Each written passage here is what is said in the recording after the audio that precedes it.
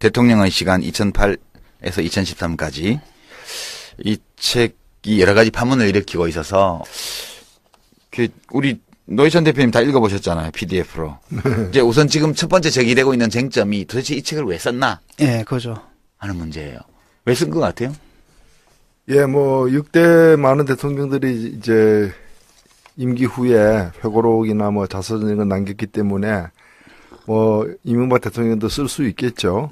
쓸 수는 있겠는데 그 내용을 이렇게 보니까 저도 이렇게 보니까 저는 어떻게 봤냐면 주로 이제 자신이 비판받는 대목들. 그러니까 쇠고기 그 수입 파동이라거나 그다음에 남북관계가 경색된 문제라거나 자원외교 시비나 4대강 문제. 그다음에 이제 새정치 이전 그 수정안 폐기 이제 부결되던 사태라거나 이런 이제 문제가 있었던 걸로 잘못한 걸로 주로 지적받고 있는 대목에 대해서 뭔가 이렇게 반격을 가는 해명을 하는 목적이 아주 컸다. 이렇게 보여지고요. 그리고 이 내용을 뺀 나머지 내용은 뭔가 하면 아무도 관심 안 갖는 그리고 지금도 여전히 관심 안 갖는 별로 중요하지 않는 자기 그냥 외국에 가서 왕 만나고 누구 만났는데 굉장히 나를 사우나 한 얘기 사우나 하고 뭐 나를 형님처럼 모시더라 뭐 폭탄 좀 마시고 예, 폭탄 좀 마시고 거기다가 또 책에다가 한 번 더 불러 좀 가고 싶다 뭐 이런 얘기까지 썼어요. 그런 거 그래서 이제 그런 뭐 종이 낭비 앞에 건 주로 이제 변명과 그다음에 이제 자기 업적에 대해서 이렇게 뻥튀기 하는 제가 볼 때는 원래 이제 정치인들이 특히 국회의원들이 뭐 의정 보고서 같은 거 내면은 이제 자기 업적을 이렇게 과장하잖아요. 근데 주로 과장하지 무슨 또 자기 곤란한 문제를 또 이렇게 해명하지는 않거든. 근데 이거는 의정 보고서 플러스 이제 변명까지. 예. 그렇게 한 가지 질문이 있는데 보통 이제 회고록 보면 그래도 그런 게 나오잖아요. 뭐 노무현 대통령만 해도 뭐는 좀 잘못했었던 것 같다라는 반성 같은 것들 그런 것들이 좀 있나요? 그런 건 없어요. 전혀 없어요. 예. 근데 제가 이 대목에서 이 중간에 보면은 살짝 넘어가는 대목으로 이분이 이제 선거법 위반으로다가 국회의원직을 이제 선거법 위반으로 유죄 판결 받아서 국회의원직을 사퇴를 하잖아요. 근데 그 대목에 관련된 기술인데 실은 그때 그 보장을 했던 사람이 양심선언 해가지고 그 당시 외국으로 빼돌리고 외국으로 빼돌리고 법정 선거 비용을 10배를 쓴 거야. 10배를 써서 그걸 양심선언하는 바람에 이제 이 보장은 나중에 외국으로 빼돌려요. 그래서 나중에 유죄 판결을 받을 때 선거법 위반에다가 이 범인인 줄 알고 해외 도피시켰다라는 대목까지도 이제 함께 판결문에 있어요. 근데 이걸 얘기하면 좀 반성하는 구절이 하나 들어가야 되는데 이 사태는 자신이 혜성처럼 정치권에 등장하게 됨에 따라서 견제 세력 그리고 당내에 반발하는 세력들이 있어서 그래서 억울하게 정치 보복 당했다는 식으로 서술이 돼 있다는. 그거보다 좀 더 나갔던데 이제 제가 읽은 거는 심지어는 굉장히 자랑하더라고요. 그거를 제가 이따 말씀드릴 텐데 2심까지 유죄 판결을 받고 대법원 판결을 앞두고 김수환 국회의장한테 사표 내려갔는데 이거 왜 내냐 시간 좀 더 끌지 이러는데 자기는 의원직에 연연하지 않고 단호하게 결단했다고. 야 이거 정신승리의 달인이야 완전히. 시장 나가기 위해서 사실 트릭 쓴 건데. 진짜 대단한 사람이에요. 그리고 이상득 자기 그 형이 그렇게 감옥까지 가게 된 데 대해서 좀 죄송스러운 마음을 국민들에게 전달한 데 있는 게 없어요. 없고 무슨 누구한테 칭찬받았다. 무슨 일본에 있는 문화재 하나 갖고 오는데 표창받았다. 수없이 많은 표창받은 사람이 있는데 그중에 그냥 혼자서 표창받은 것처럼 해가지고 그런 기술에 그치고 있다라는 거죠. 이제 이게 이제 왜 썼나와 관련해서 지금 우리가 얘기를 나누고 있는데 뭐 뉴스 보도 보면서 왜 썼나 짐작가는 거 없어요? 비유적으로 말하면 이명박 MB와 그 참모들의 집단 자위권을 행사한 책이다. 말이 되나? 집단 자위권을 행사한 그냥 집단 자위를 하시는 책이라고 이렇게 보면 되잖아요. 좀 우리가 품위 있게 얘기를 해야지. 집단 자위권을 발동한 책이라고 봐요. 맞아요. 지금 장면이 연상돼 머릿속에서 지금. 아니 근데 어떤 조사에는 그 대통령으로서 한 일에 대한 평가에 있어서 전두환 대통령보다도 더 낮게 나오는 조사가 있어요. 그런 조사도 있어요. 예.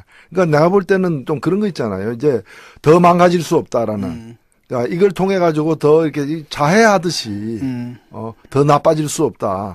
이보다 더 나쁠 수는 없다라는 그런 심정으로 쓴 책이 아닌가. 근데 그런 거잖아요, 지금. 아니 대통령까지 하고 퇴임했잖아요.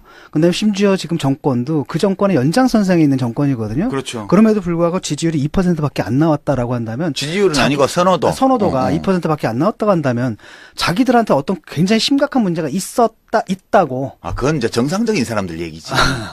근데 분명한 것은 뭐 이걸 통해서 지지도가 다시 올라가거나 이미지가 좋아질 것 같지는 않아요. 왜냐하면 제가 이걸 보면서 느낀 게 세 가지인데 하나는 뭔가면은 어떤 사람이 대통령 되면 안 되는가를 확실히 보여주고 두 번째는 대통령 된 뒤에 뭘 하면 안 되는가를 확실히 보여주고 세 번째는 뭔가면 대통령 퇴임한 후에 어떤 변명을 하면 안 되는가를 확실하게 보여주는 교훈을 남겼다.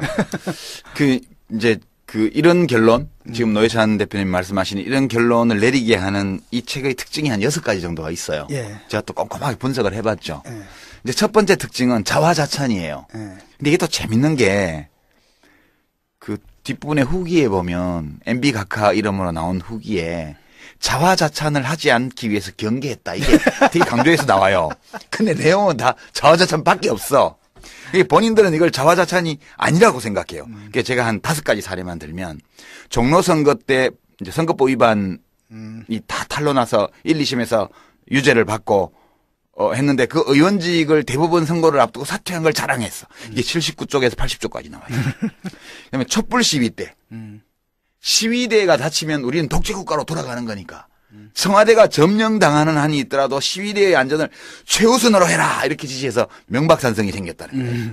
이거 또 119쪽에 나오는 내용이 기가 막히는 자화자찬이에요. 세 번째, 천안함 사건이 나고 나서 후진타오 중국 국가주석을 훈계한 장면이 나와요. 막 야단쳐요. 후진타오는 아무 말도 안 한대요. 하도 기가 막혀서 말을 안 했는지 뭔지는 모르겠지만 여하튼 이 대목 281쪽에 나와요. 그러면 아덴만 우리 소말리아 해적한테 납치당한 배 구출할 때 우리 석선장 구출할 때잖아요. 그것도 자기가 작전 지휘를 했대. 그래가지고 그 선원들하고 교신할 때 영어로 하면 해적도 알아들으니까 한국말을 띄엄띄엄 섞어서 하면 어때? 이렇게 각하께서 말씀하셔가지고 그렇게 지휘를 해가 작전을 해서 성공했다는 거 아니에요. 이게 541쪽에 나와요. 마지막으로 5번째 사례를 또 많은데 그중에 대표적인 거예요. 세종시 수정안을 낼 때 이건 냅둬도 나한테 아무 지장 없었다. 그럼 우리 나라의 미래를 생각할 때 대통령은 양심상 도저히 놔둘 수 없어서 세종시 수정안을 냈다. 이 얘기예요. 정말 눈물 나지 않아요? 참모들이 막 반대했는데 대통령의 양심 때문에 그 얘기를 했더니 참모들이 반대하던 참모들이 대통령께서 양심 때문에 그러시다면 저희들로 따르겠습니다. 이렇게 됐다는 거 아니야. 이야. 이게 뭐 북한에서 나온 거 정말. 북한에서 나온 거 김일성 항일 무전 아니 북한에서는 남이 쓴 거야. 여긴 자기가 쓴 거야. 비슷하네. 네, 어린 시절 이렇게 보면은 어린 시절 얘기 또는 이제 부모님들한테 어떤 가르침을 받았는가 이런 걸 보면은 이분 대통령 안 됐으면 큰일 나는 거예요. 그렇지. 예. 어렸을 때부터 대통령이 되기 위해서 태어난 그렇지. 인물이고 또 내용을 다 읽어보면은 이분은 한 번 더 해야 되는 거 아닌가. 이게 다 사실이라면. 우리 국민들의 연임은 금지돼 있지만. 연임 금지됐다는 건 우리 국민의 큰 불행이야. 예, 근데 2번 할 수는 있잖아요. 또 나오면 되지 다음에. 그러니까 내후년에 또 나올 수 있는 거 그렇지. 아니냐. 그건 적극적으로 내 지지해. 하여튼 자화자찬이 수백 군데 있는데 그중에 대표적으로 많이 알려진 사건과 관련된 거 5가지만 예를 들었고요. 그다음에 이제 두 번째 특징은 이 책을 보고 있으면 이명박 정부의 청와대와 내각의 수준이 이러했구나 라는 것을 알 수 있어. 새삼 확인할 수 있어요. 그러니까 정책 무능, 정책적으로 지극히 무능하다는 것을 증명해 주는데 이 책이 여기도 5개만 예를 들게요. 예. 첫째, 취임식 하는데 북한에서 취임식에 오고 싶다고 의사타진이 왔대. 근데 그 의사를 전해온 사람이 어떤 기업인이 소개한 목살이야. 목살? 목사. 목사님. 목사. 예. 아니 그때는 아직 취임 전이니까 노무현 정부가 있을 때고 남북한 사이에 모든 인적 관계들이 다 있을 때예요. 그럼 북한이 취임식 참석을 타진하면 공식 라인으로 와야지. 무슨 기업인이 소개한 목사님이 무슨 이상한 편지 써달라고 그러고 그걸 책에 써놨어요. 한심한 거지. 내가 안 밝힌 것 중에 책에는 안 밝혀져 있는데 그 임태희 장관이 싱가포르 가서 만난 것도 사실은 기업인이 소개했다. 그건 책에 안 나와요. 기업인이 소개했대. 두 번째. 민간 베이스 정부예요. 네, 민간 베이스 정부예요. 남북 정상회담을 5차례나 북한에서 시도했는데 자기가 다 나가시켜버렸다. 이걸 엄청 자랑으로 했어요. 세상에 이게 자랑이야? 거기서 더 나아가지고 앞으로 하는 남북 정상회담도 자기가 나가리 시키겠다 지금. 그럼 아니, 포부를 밝히고 있어요. 아니 이제 그런 해석도 있어요. 이번에 이제 그 박근혜 정부에서 북한하고 다시 네. 대화를 시도하니까 거기서 경고를 날리기 위해서 이 책을 냈다라는 해석도 있어요. 그렇게 심오한 의미를 부여하지 말라고. 그냥 자랑하는 거야. 내가 5번이나 무산시켰다. 앞으로도 딴 후임자들도 이런 거 하지 마. 그렇게 얘기한 거. 세 번째가 독도 방문한 거 있잖아요. 그거 엄청 자랑해놨는데 그 자랑한 사유가 심상치 않아요. 뭐 이런 표현이 나와. 뭐 국제사법재판소에 가도 우리가 불리할 게 없다. 아니 지금까지 조용한 외교로 얻은 게 뭐냐. 뭐 이렇게 얘기를 해놨어요. 아니 국제사법재판소를 왜 가요? 그러게 말이야. 내 호주머니에 있는 지갑인데 저거를 딴 놈이 지나가다가 그거 내 거야 그랬다고 해서 법원에 가냐고. 그렇죠. 내 거니까 갖고 있으면 그만이고 그놈이 뺏으려고 들면 발로 차버리면 되지. 그 이것도 자랑이라고 해놨어. 진짜 무능의 극치야. 그다음에 이제 네 번째가 전자권 연기 요청. 무슨 전자권 연기라는 것은 미리 실무자들이 다 협의를 해야 되잖아. 예. 근데 자기가 오바마하고 의전할 때 나란히 앉았는데 그때를 노려서 착 말을 했디야. 전자권을 이 양을 연기해야 된다고. 그 이걸 자기 업적으로 해놨어. 다섯 번째. 러시아에서 북한을 경유해서 가스를 수출하는 가스관 사업을 한국하고 이렇게 얘기를 하는데 이게 참여정부 때까지 다 얘기가 되던 사업이에요.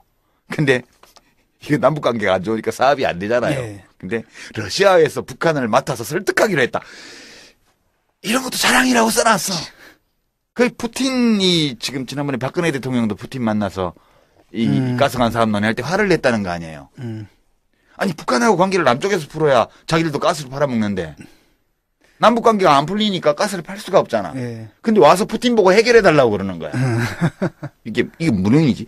5가지 사례. 아주 이게 수백 개 중에 5개만 내요. 예. 근데 요거는 하나 좀 짚고 넘어야 될 것 같은데 이 자랑거리 중에서 백미는 후진타오 만나가지고 한 얘기를 장황하게 한 페이지에 걸쳐서 이제 쓰여진 내용이 뭔가 하면은 그 흡수통일 하겠다. 예. 그리고 남한이 주도하는 통일을 할 수밖에 없다라는 얘기를 갖다가 설명을 하는 거예요. 그러면서 이러한 그 이 얘기는 이제까지 한국 정상 중에서는 자기가 최초로 했다는 거예요. 아니 김영박 정부까지 포함해서 역대 모든 정부가 흡수통일은 우리의 입장이 아니다라고 지금 박근혜 정부까지 다 자기도 얘기를 한 거예요. 근데 실은 흡수통일 할 거다. 얘기를 장황하게 해놓고 이 얘기를 갖다가 그 중국 정상한테 한 사람 나밖에 없다. 이렇게 해놓고 그런데 후진타오는 듣고 아무 말도 하지 않았다. 뭐야 이게? 약간 내가 얘기한 거야. 할 말이 없는 거지. 뭐 의안이 벙벙하고 이거지. 억장이 막혀갖고 말을 못한 거예요. 그게 보고 우리는 이건 지금 이분은 지금 경호할 게 아니라 치료와 감호가 필요한 거 아닌가. 자, 이제 이게 정책 무능을 입증하는 사례 5가지 얘기했고요. 그 다음에 이제 거짓말이 많아요. 이거는 이제 의도적인 거짓말인지 아니면 스스로 라쇼몽처럼 자격이 유리한 방향으로 사실을 기억했기 때문에 거짓말인지 모르겠지만 여기는 너무 많은데 4개만 들어볼게요. 첫 번째, 이건 686쪽에서 690쪽 사이에 나온 얘기인데 집권 초기에 고환율 정책을 쓰지 않았다. 그렇게 얘기했어요. 기억나세요? 강만수 장관 취임하자마자 저 환율 막 뛰기 시작했잖아요. 그렇죠. 그때 막 말로 그때 개입해가지고. N이 1대 16까지 사실 고환율 정책을 굉장히 오랫동안 써왔죠. 그렇죠. 그걸로 그러니까 대기업들 참여정부 살리고 한 거 후반기에 아니에요. 그 외평채를 써서 달러를 사들여서 환율을 인위적으로 높게 유지하는 그 정책을 못하게 함으로써 환율이 850원까지 내려왔잖아요. 달러 환율이. 그거를 집권 초기부터 강만순 씨가 입으로 개입하기 시작해서 올렸고 그게 1,000원 이렇게 갈 무렵에 리먼 브라더스 사태가 터지면서 우리 경제가 굉장히 위험해졌었거든요. 근데 고환율 정책 안 썼다고 얘기를 했고요. 두 번째, 당선자 시절에 노무현 대통령과 한미 쇠고기 이 협정 문제에 대해서 뭐 좀 짐 좀 치우고 가라 이렇게 했는데 뭐 기대하고 갔는데 역시나 뭐 노 대통령이 딴소리만 했다 이렇게 나오잖아요. 부시 대통령하고 약속한 걸 지켜라 이렇게 했다는데 부시 대통령하고 약속한 게 없었어요.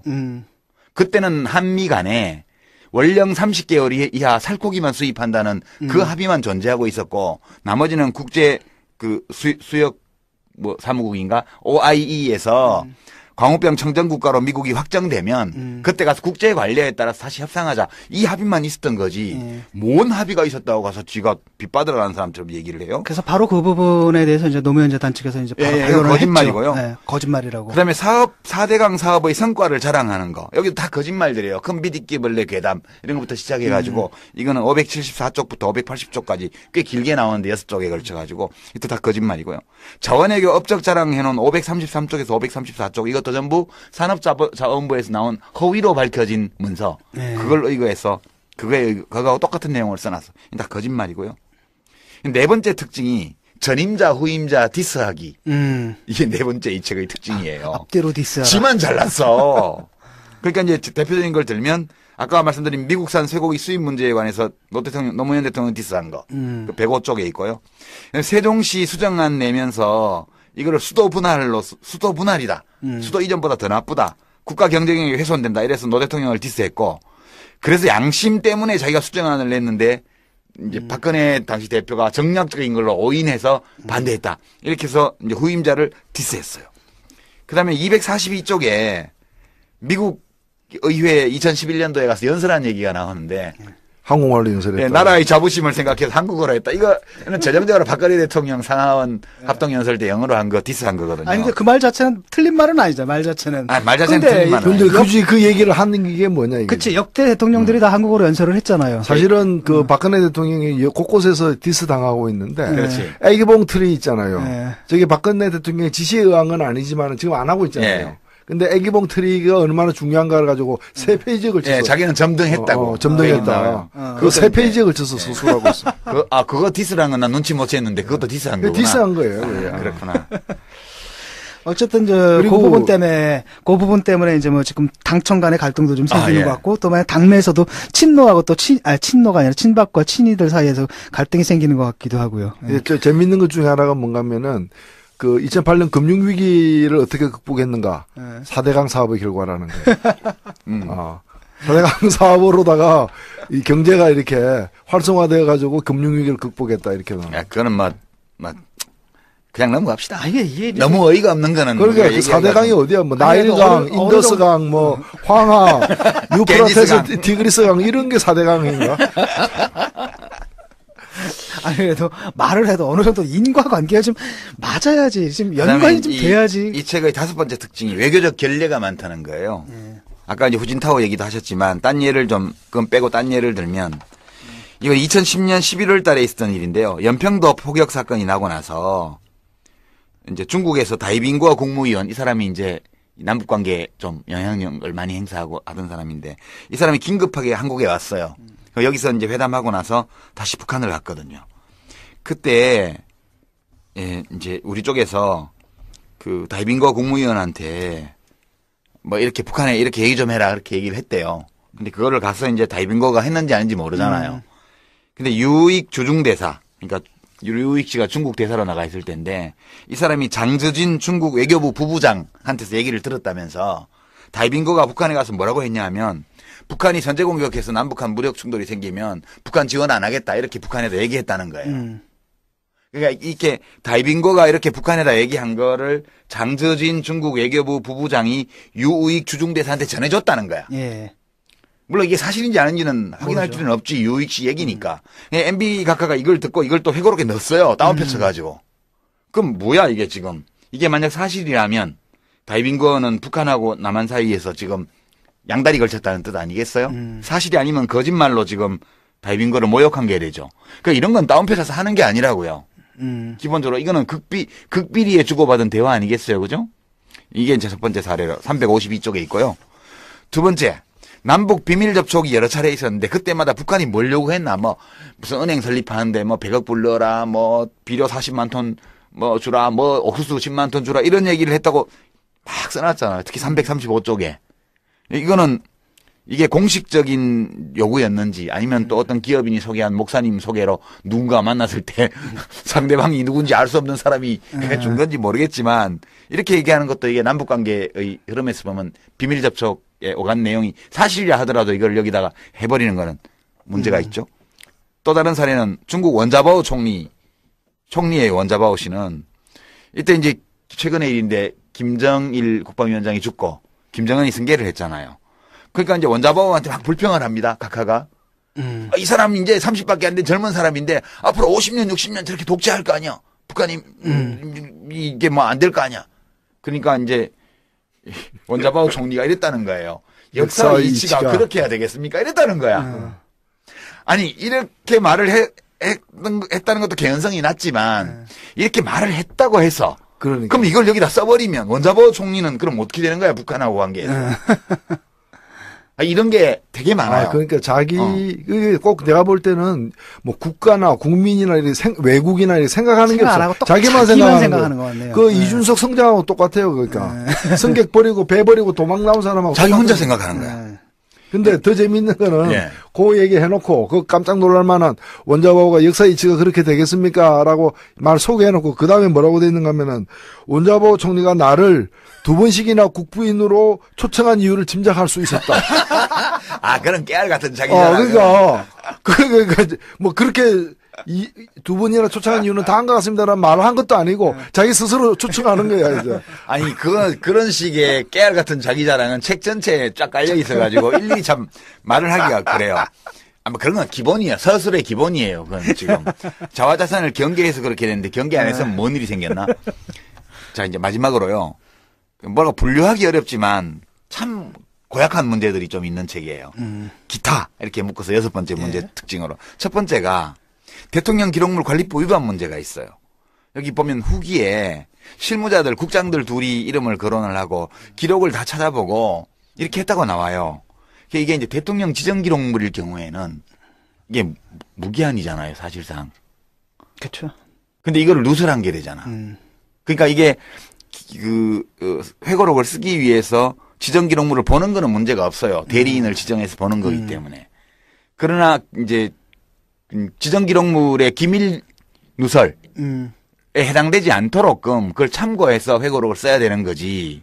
그걸 그대로 이렇게 노출하고. 기밀에 해당될 만한 내용들이 굉장히 많이 나오잖아요. 많이 나오죠. 지금. 예를 들면은 저 청와대 비서관을 MB 시절에 했던 정문원 전 의원이 그 NLL 대화록을 보고서 그걸 갖다가 이렇게 전달을 했잖아요.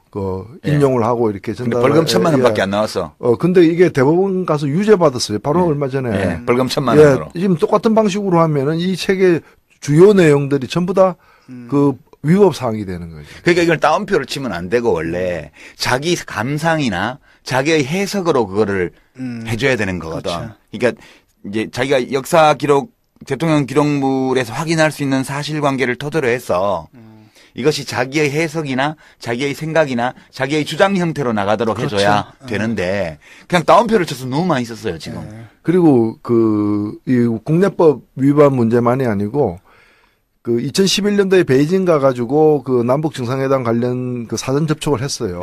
근데 이게 우리 세상에 드러나게 된 건 어떻게 됐냐면 북한에서 먼저 까발렸죠. 까발리면서 남쪽에서 돈 주면서 구호 살먹으로 했다는 건데 요 사실에 대해서 적극적으로 해명을 못 해요, 이 사람들이.